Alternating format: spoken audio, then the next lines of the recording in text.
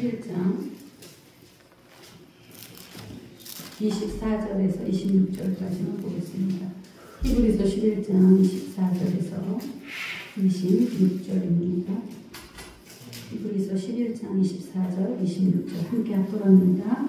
믿음으로 모세는 장성하여 바로의 공주의 아들이라 칭함을 받기를 거절하고 우리가 하나님의 백성과 함께 고난받기를 잠시 죄악의 낙을 누리는 것보다 더 좋아하고 그리스도를 위하여 받는 수모를 애국의 모든 모함보다 더 큰 재물로 여겼으니 이는 상 주심을 알아갑니다. 아멘. 말씀의 제목은 믿음으로 모세는 그러면 당신은 이란 제목으로 함께 은혜를 나누겠습니다. 따라서 해봅시다. 믿음으로 모세는 그러면 당신은 이런 말씀을 함께 은혜를 나누고자 합니다. 예수님을 따르는 수많은 사람들 가운데 자기의 것을 내려놓고 주님을 따라가는 것이란 결코 쉽지 않습니다.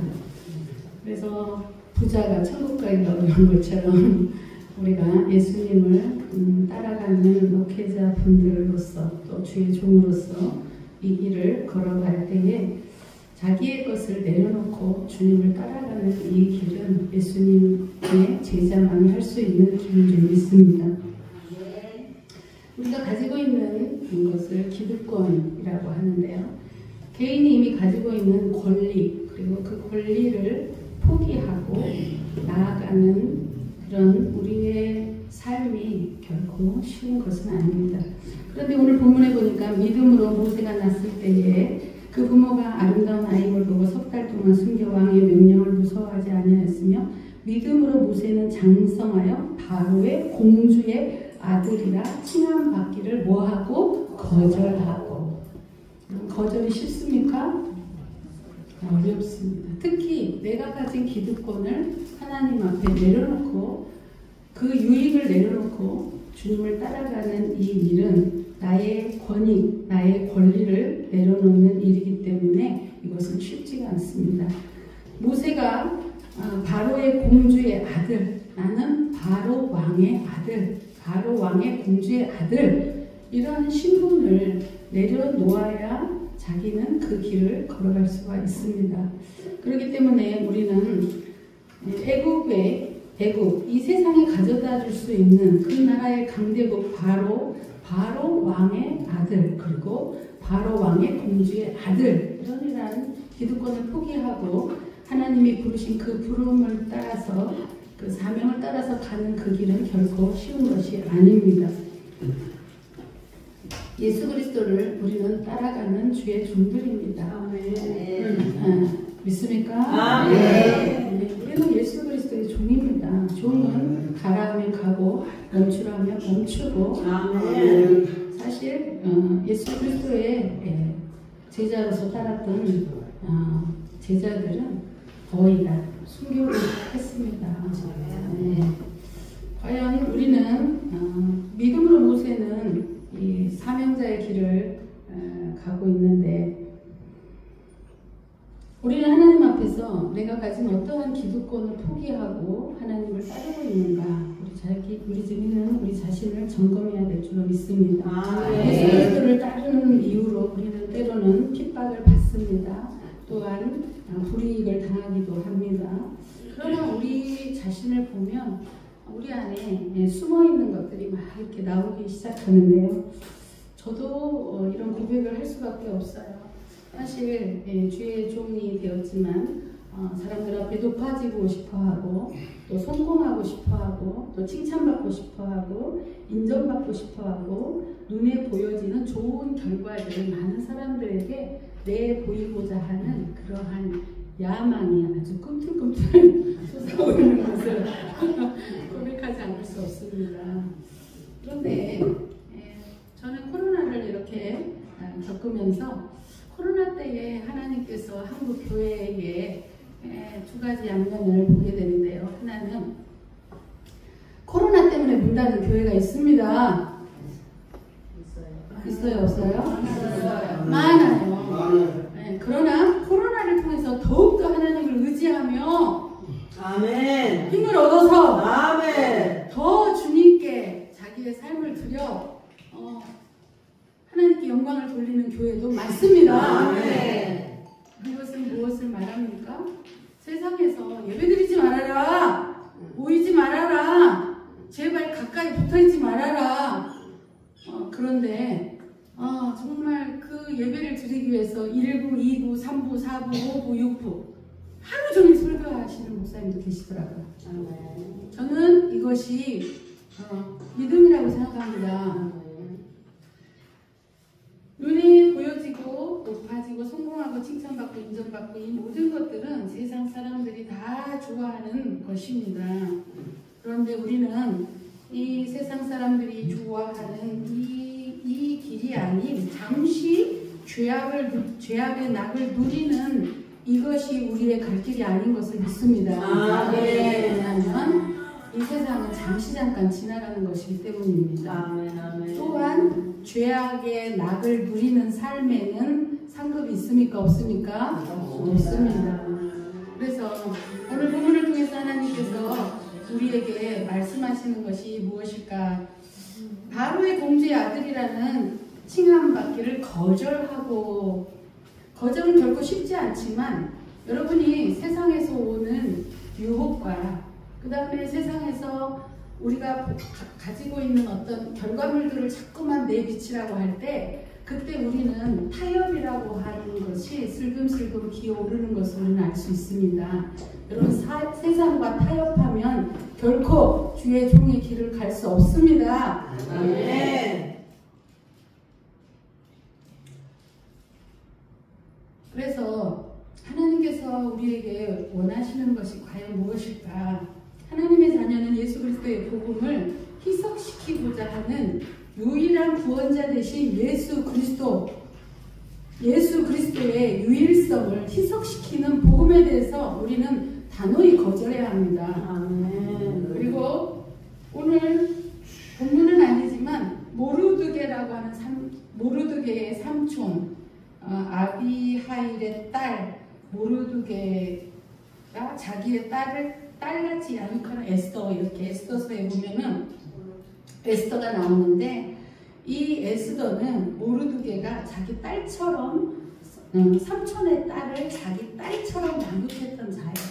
그런데 국가의 위기가 왔을 때 결정적인 순간에 그 모르드게가 이렇게 에스더에게 도전합니다. 너는 왕궁에 있으니 모든 유다인 중에 홀로 목숨을 건지리라 생각하지 말라. 이때에 내가 만일 잠잠하여 말이 없으면 유다인은 다른 데로 말미암아 노임과 구원을 얻으려니와 너와 내 아비 집은 멸망하리라. 내가 왕후의 자리를 얻은 것이 이때를 위함이 아니지 누가 알겠느냐. 아멘. 에스더는 지금 왕후의 자리에 앉아서 타협할 것이냐, 내 목숨을 내놓고 이스라엘의 구원을 위해서 싸워야 하겠느냐를 결정해야 합니다.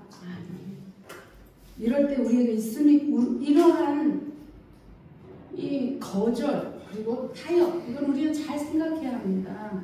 그것을 우리가 영적으로 분별하고 그것을 단호하게 거절하며 우리가 우리 목회자의 길을 가야지. 거기에 하나님의 성령의 역사와 기름 부으심이 우리를 통해서 세상을 변화시키는 줄로 믿습니다. 그런데 많은 이 시대의 목회자 분들이 과연 이 길을 걸어가고자 하는가? 우리에게 가장 무서운 것은 인본주의입니다. 그리고 하나님이 기뻐하지 않는 타협입니다. 에스더가 그러한 모르드게의 도전 앞에 자기가 고백하는 고백을 보시면, 당신은 가서 수산에 있는 유다인을 다 모으고 나를 위하여 금식하되 밤낮 3일을 먹지도 말고 마시지도 마소서. 나도 나의 시녀와 더불어 이렇게 금식한 후에 규례를 어기고 왕에게 나아가니 죽으면 죽으리이다. 이게 세상과 타협하지 않는 것입니다. 모르드게의 그러한 명령과 그러한 그 명령에 대한 답이 규례를 금식한 후에 규례를 어기고 왕에게 나아가는 게 에스더의 결단이고 결단이요, 세상을 향해 영적으로 도전하는 정확한 거절이 아니겠습니까? 아멘. 하나님께서 우리에게 이렇게 퀴즈를 하실 때 그러한 모든 세상 유혹과 타협에서 우리는 단호히 주의 길을 가야 될 줄 믿습니다. 아멘. 그렇게 결단을 할 때 하나님은 에스더 편에 서주시고, 할렐루야, 아멘. 모르드게 편에 서주시고, 아멘. 이스라엘을 구원하시고, 아멘. 불임절을 허락하시고, 아멘. 그들의 믿음과 결단과 세상을 향한 거절 앞에 하나님은 이스라엘의 구원을 약속해 주시는 것입니다. 아멘. 두 번째로 우리는 하나님의 백성과 함께 고난받기를 선택한 모세를 집중해야 합니다. 모세가 바로 왕 앞에 나아갔을 때에 이렇게 고백을 해요. 이스라엘 백성과 함께 우리는 나아가서 광야로 사역길쯤 가서 우리가 절기를 지키며 하나님 앞에 예배하겠다. 이 말을 들은 바로는 이제 화가 올라오는 거죠.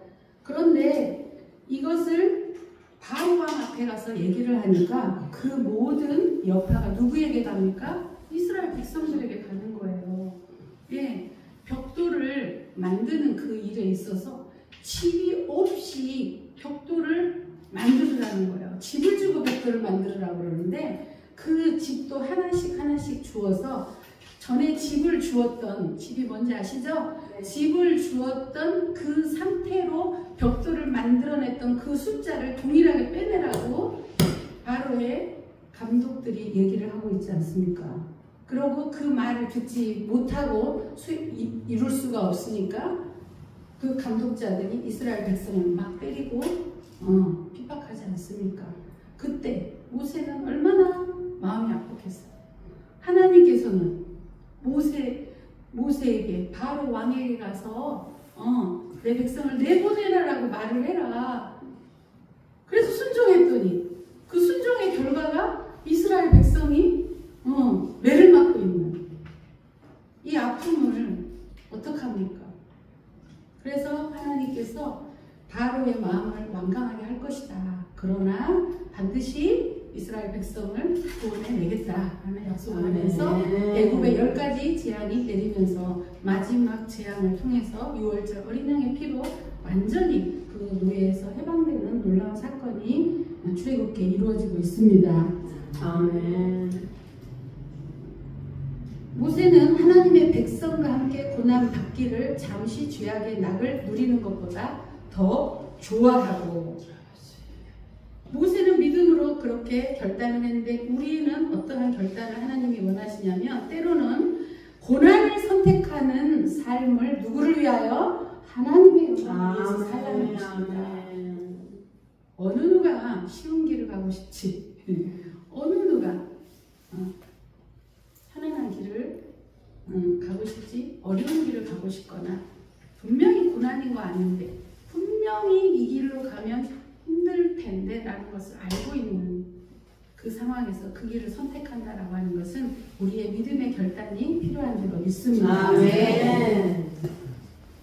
현재 우리가 주님을 위해서 받는 모욕이 있습니까? 주님을 위해서 받는 멸시가 있습니까? 반드시 경건하게 살고자 하는 자는 핍박을 받는 줄로 믿습니다. 경건의 모양은 있으나 경건의 능력을 부인하는 자들에게서 내가 돌아서라라고 말씀하십니다.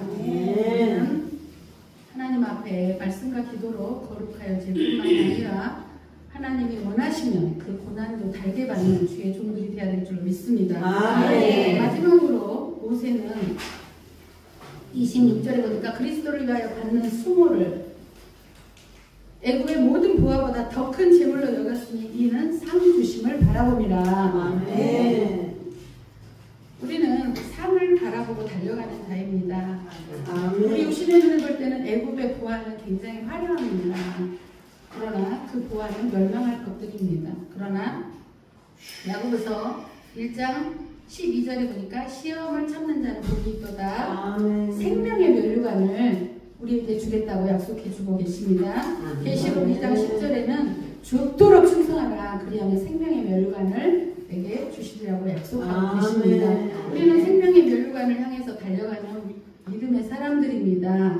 그래서 사도 바울은 빌립보서 3장 7절에 무엇이든지 나에게 유익하던 것을 그리스도를 위하여 다 해로 여겼다고 고백하고 있으며 예수를 아는 지식이 가장 무상한 지식이다라고 얘기하고 있습니다.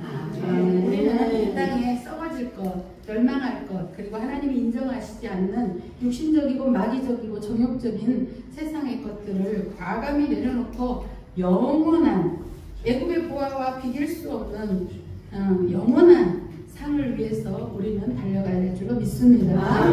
기도하시겠습니다. 고마우신 아버지 감사합니다. 하나님, 우리의 가는 길이 멀고 험해도 주님이 그 길에 우리와 함께 동행해 주시는 줄로 믿습니다.